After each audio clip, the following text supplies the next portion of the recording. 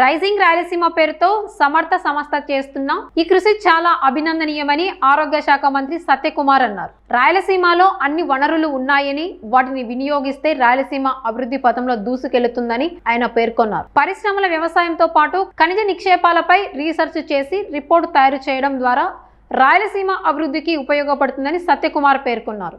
రాయలసీమ ప్రాంతంలో industry, innovation, investment ద్వారా ఈ ప్రాంత ఆర్థిక ప్రగతికి ఏ రకంగా తోడ్పాటును అందించవచ్చు అన్న ఉద్దేశంతో, ఒక సమున్నత లక్ష్యంతో ఈ కార్యక్రమాన్ని నిర్వహిస్తున్న డాక్టర్ శ్రీధర్ గారికి, రాష్ట్రంలో పారిశ్రామిక రంగంలో గత 2 సంవత్సరాల్లో అద్భుతమైన ప్రగతిని సాధించి ఈ దేశ చిత్రపటంలో ఆంధ్రప్రదేశ్ని కూడా ప్రముఖ స్థానంలో నిలబెడుతున్న నా సహచర మంత్రివర్యులు టీజీ భరత్ గారికి, భారతీయ జనతా పార్టీ రాష్ట్ర అధ్యక్షులు, యువ నాయకులు ఒక జాతీయవాద భావాన్ని ఇవాళ సమాజంలోకి తీసుకెళ్లే దిశగా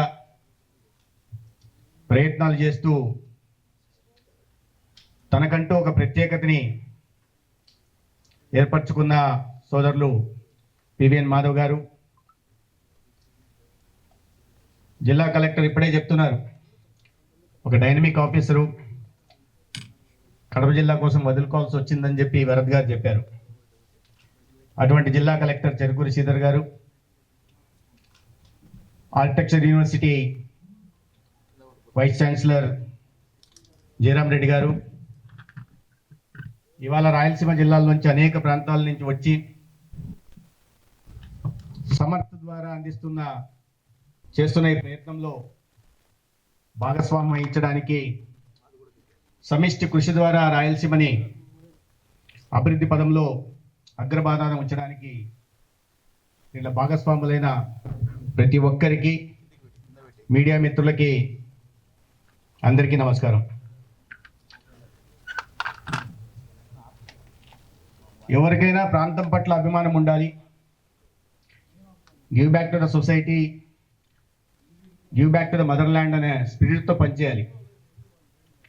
కానీ ప్రాంతీయ అభిమానం ఉండొచ్చు, కానీ ప్రాంతీయ దురభిమానం ఉండకూడదు. ప్రాంతీయ అభిమానంతో రాయలసీమ ప్రాంతాన్ని ఏ రకంగా సమాజంలో ఉంటున్న ప్రముఖ వ్యక్తుల్ని భాగస్వాములు చేస్తూ, అధికారంలో ఉంటున్న అధికారుల్ని, అదేవిధంగా అధికార పార్టీలో ఉంటున్న మంత్రుల్ని, మేధో సంపత్తి కలిగిన అందరినీ ఏకతాటికి తెచ్చి ఈ ప్రాంత అభివృద్ధి కోసం ఏ రకమైన సలహా సూచనలు తీసుకొచ్చి దాన్ని ప్రభుత్వం ముందు పెట్టి రాయలసీమ అభివృద్ధికి తోడ్పాటు అందించాలనే ఒక లక్ష్యంతో చేస్తున్న ప్రయత్నాన్ని డాక్టర్ శ్రీధర్ గారిని నేను ప్రత్యేకంగా ఈ సందర్భంగా అభినందనలు తెలియజేస్తున్నా.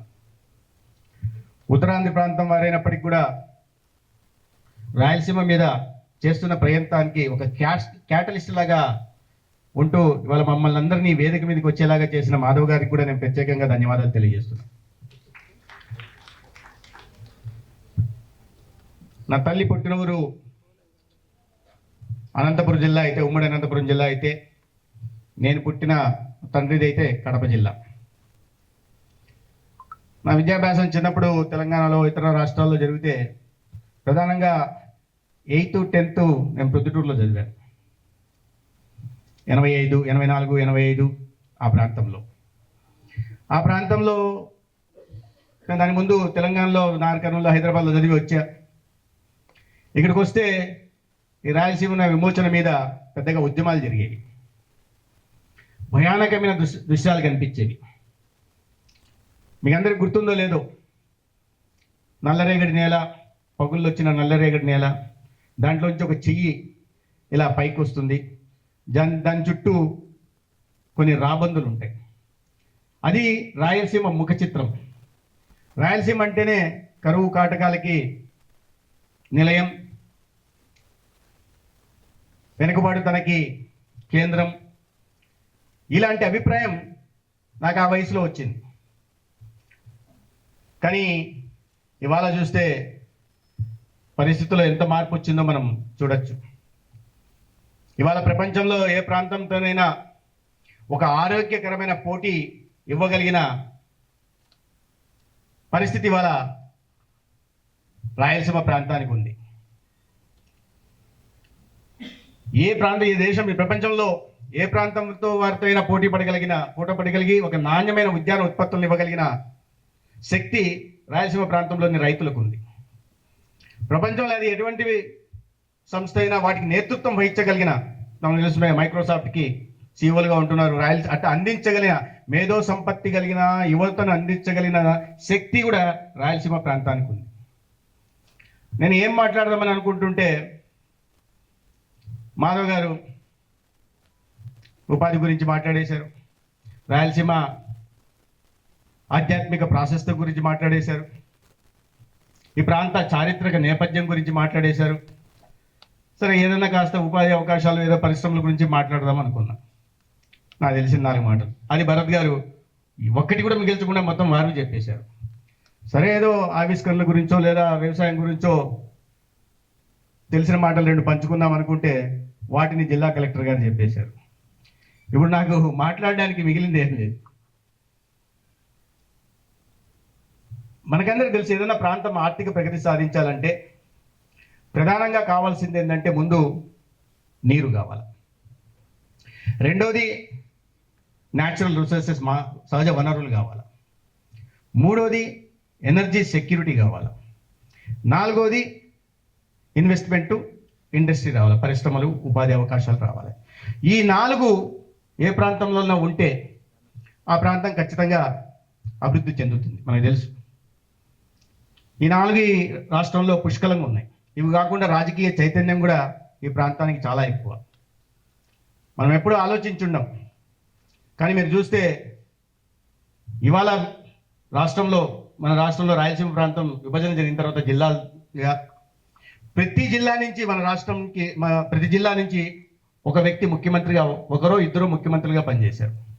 మీరు అక్కడ చూస్తే కోట్ల విజయభాస్కర్ రెడ్డి గారు చేశారు, నంద్యాలకు వస్తే దామోదరం సంజీవయ్య గారు చేశారు, అనంతపురంకి వస్తే నీలం సంజీవ్ రెడ్డి గారు చేశారు, సత్యసాయి జిల్లాకి వెళ్తే ఎన్టీ రామారావు గారు చేశారు, ఇట్లా కడపకు వస్తే రాజశేఖర రెడ్డి గారు చేశారు, జగన్మోహన్ రెడ్డి గారు చేశారు, అట్లా అన్నమయ్య జిల్లాకి వెళ్తే కిరణ్ కుమార్ రెడ్డి గారు చేశారు, అట్లా చిత్తూరు జిల్లాకి వెళ్తే ఇవాళ విజనరీ నాయకుడిగా ఉంటున్న చంద్రబాబు నాయుడు గారు ఇంకా చేస్తూనే ఉన్నారు 16 సంవత్సరాలుగా.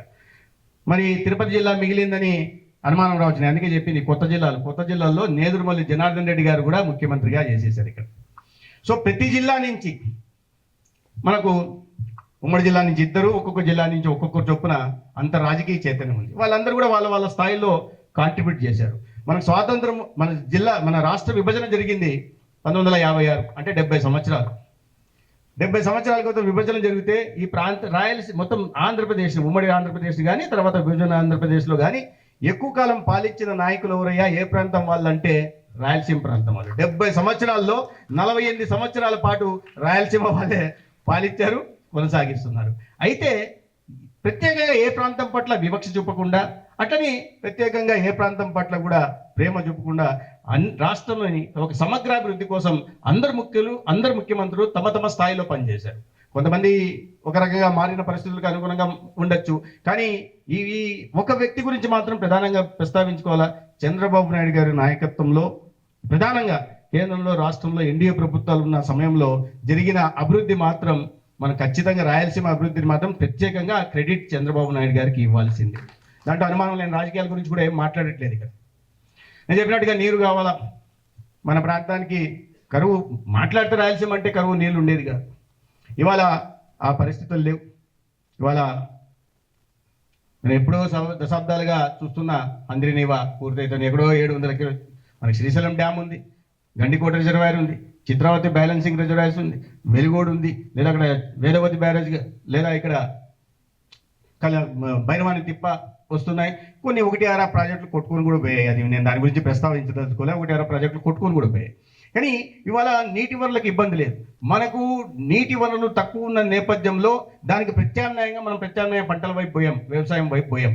కాబట్టి ఇవాళ ఉద్యానవన ఉత్పత్తుల గురించి ప్రధానంగా ఇవాళ చెప్పారు. కడప జిల్లా అరటి గురించి కలెక్టర్ గారు ప్రస్తావించారు. అదేవిధంగా అనంతపురం జిల్లాలో మామిడి కానీ, చీనీ కానీ, పులివెందుల ప్రాంతంలో చీనీ కానీ, ఉద్యానవన ఉత్పత్తులకి ఇవాళ రాయలసీమ అనేది కేంద్రంగా మారింది. ఇవాళ నీటి వనరులు పెరిగిన నేపథ్యం, రాబోయే రోజుల్లో పోలవరం ప్రాజెక్టు పూర్తయిన తర్వాత ఈ ప్రాంతం మరింత సస్యశ్యామలం అవుతుంది. అదేవిధంగా ఈ గోదావరి కావేరి అనుసంధానం ఏదైతే జరుగుతుందో దాని తర్వాత రాయలసీమ రూపురేఖలు వ్యవసాయ రంగంగా మారిపోతాయనే విషయంలో ఎటువంటి అనుమానం లేదు. అయితే వాటిని అందిపుచ్చుకోవాల్సిన పరిస్థితి మాత్రం కావాల్సిన పొలిటికల్ విల్ కావాలి, దాన్ని పూర్తి చేయాల్సిన ఇది కావాలి. ఇవాళ కేంద్రంలో, రాష్ట్రంలో అటువంటి పొలిటికల్ విల్ కలిగిన నాయకత్వం ఉందన్న విషయం కూడా మనకు తెలుసు. ఇవాళ మన రాష్ట్రంలోనే చూసుకుంటే మనం మొత్తం ఈ ఉద్యాన పంటలను పండించే వాళ్ళు కరువు ప్రాంతంగా చెప్పుకుంటున్న రాయలసీమలో ఇవాళ రాష్ట్రంలో పండుతున్న ఉద్యాన ఉత్పత్తుల్లో ఎంత సాగు చేస్తున్న దాంట్లో 48% రాయలసీమ ప్రాంతంలో 19,50,000 ఎకరాల్లో ఇవాళ ఉద్యాన ఉత్పత్తుల సాగు జరుగుతుంది. రాష్ట్రంలో మొత్తం 360 మిలియన్ టన్నుల ఉద్యాన ఉత్పత్తులు అవుతుంటే మన రాయలసీమ ప్రాంతం నుంచే 190 మిలియన్ టన్నుల ఉద్యాన ఉత్పత్తులు ఇవాళ మన దేశం కాకుండా ప్రపంచ దేశాలకు కూడా ఎగుమతి జరుగుతున్న విషయం కూడా మనకు తెలుసు. దానికి ప్రత్యేకంగా నీరు కారణంగా ఇవాళ వచ్చిన మార్పు ఇది.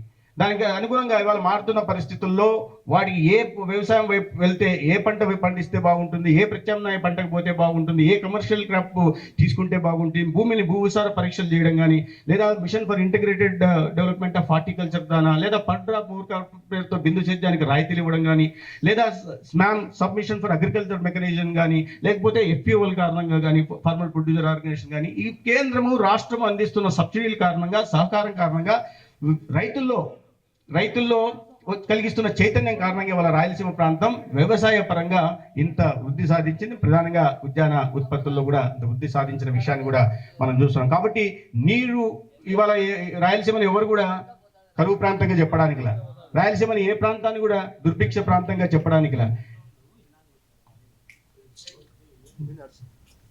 దుర్భిక్ష ప్రాంతంగా చెప్పే పరిస్థితి లేదు. ఇంకా రెండవది ఎనర్జీ సెక్యూరిటీ. మనకి కరెంటు లేకుండా ఏ పని నడవదు మనకు తెలుసు.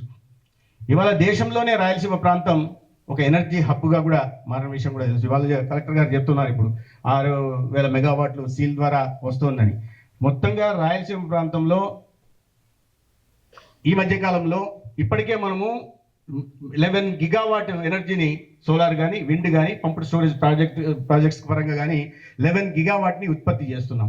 దేశంలో మొత్తం 280 గిగావాట్లు ఇవాళ ఈ క్లీన్ ఎనర్జీ జనరేట్ అవుతుంది. దాంట్లో 11 గిగావాట్లు మన రాయలసీమ ప్రాంతం నుంచి మాత్రమే అవుతుంది. అనంతపూర్ నుంచి, కర్నూలు నుంచి, లేదా కడప ప్రాంతం నుంచి. ఇవి కాకుండా మొత్తం మనం 2030 నాటికి 500 గిగావాట్లు జనరేట్ చేయాలి. మనం ఇవాళ ఆధారపడడం ఇంపోర్ట్స్ మీద ఆధారపడాల్సిన పరిస్థితుల నుంచి, ఆయిల్ గురించి కావచ్చు, ఇతర వాటి ఆ డిపెండెన్స్ తగ్గించడం కోసం ప్రధానమంత్రి నరేంద్ర మోడీ గారు తీసుకున్న అనేక నిర్ణయాల భాగంగా ఎనర్జీ సెక్యూరిటీ మీద ప్రత్యేకంగా పెట్టారు. దానికి సంబంధించి అనేక రకాలైన సబ్సిడీలు ఇవ్వడం, ప్రోత్సాహకాలు ఇవ్వడం కానీ, లేదా ప్రొడక్టివ్ లింక్డ్ ఇన్సెంటివ్ సోలార్ రంగంలో ఇచ్చిన కారణంగా ఇవాళ సోలార్ మీద, విండ్ మీద ప్రత్యేకంగా దృష్టి పెట్టడం. రాష్ట్రంలో ప్రధానంగా ముఖ్యమంత్రి గారు ఈ మధ్య కాలంలో 2 సంవత్సరాల్లోనే 31 SIPP ప్రాజెక్టులకి ఇవాళ ఆమోదం తెలిపితే 3,94,000 కోట్లు ఇవాళ రాయలసీమ ప్రాంతంలో క్లీన్ ఎనర్జీ కోసం రాబోతున్నాయి.